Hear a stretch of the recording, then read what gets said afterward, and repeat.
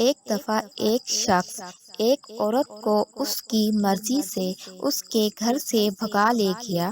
جلدی سفر طے کرنے کی غرض سے اس عورت کے کہنے پر انہیں کے گھر کی گھوڑی ساتھ لے گیا۔ کچھ سفر کے بعد راستے میں ایک ندی آئی تو گھوڑی بجائے گزرنے کے پانی میں بیٹھ گئی۔ اس شخص نے حیران ہوئے عورت سے پوچھا، یہ پانی میں کیوں بیٹھ گئی؟ تو عورت نے جواب دیا کہ اس کی ماں بھی بیٹھ جایا کرتی تھی۔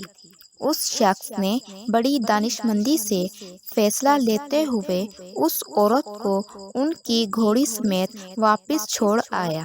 عورت نے واپسی کی وجہ جاننا چاہی تو اس نے کہا، اگر جیسی ماں ہوگی ویسی بیٹی، تو میں نہیں چاہتا کہ کل کو ہماری بیٹی بھی کسی سے بھاگ کر شادی کرے۔